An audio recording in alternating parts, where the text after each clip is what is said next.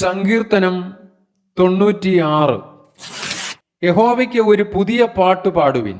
സകല ഭൂവാസികളുമായുള്ളവരെ യഹോവയ്ക്ക് പാടുവിൻ. യഹോവയ്ക്ക് പാടി അവന്റെ നാമത്തെ വാഴ്ത്തുവിൻ. നാൾതോറും അവന്റെ രക്ഷയെ പ്രസിദ്ധമാക്കുവിൻ.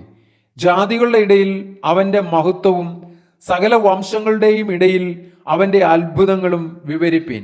യഹോവ വലിയവനും ഏറ്റവും സ്തുത്യനുമാകുന്നു. അവൻ സകല ദേവന്മാരെക്കാളും ഭയപ്പെടുവാൻ യോഗ്യൻ. ജാതികളുടെ ദേവന്മാരൊക്കെയും മിഥ്യാമൂർത്തികളത്രേ. യഹോവയോ ആകാശത്തെ ഉണ്ടാക്കിയിരിക്കുന്നു. ബഹുമാനവും തേജസ്സും അവന്റെ മുമ്പിലും ബലവും ശോഭയും അവന്റെ വിശുദ്ധ മന്ദിരത്തിലുമുണ്ട്. ജാതികളുടെ കുലങ്ങളെ യഹോവയ്ക്ക് കൊടുപ്പിൻ. മഹത്വവും ബലവും യഹോവയ്ക്ക് കൊടുപ്പിൻ. യഹോവയ്ക്ക് അവന്റെ നാമത്തിനു തക്ക മഹത്വം കൊടുപ്പിൻ.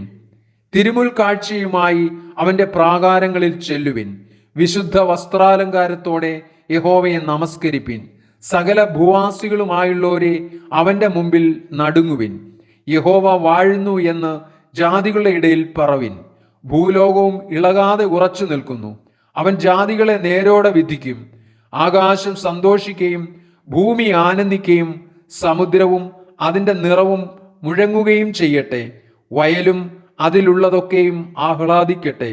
അപ്പോൾ കാട്ടിലെ സകല വൃക്ഷങ്ങളും ഉല്ലസിച്ച് ഘോഷിക്കും. യഹോവയുടെ സന്നിധിയിൽ തന്നെ അവൻ വരുന്നുവല്ലോ. അവൻ ഭൂമിയെ വിധിപ്പാൻ വരുന്നു. അവൻ ഭൂലോകത്തെ നീതിയോടും ജാതികളെ വിശ്വസ്തയോടും കൂടെ വിധിക്കും.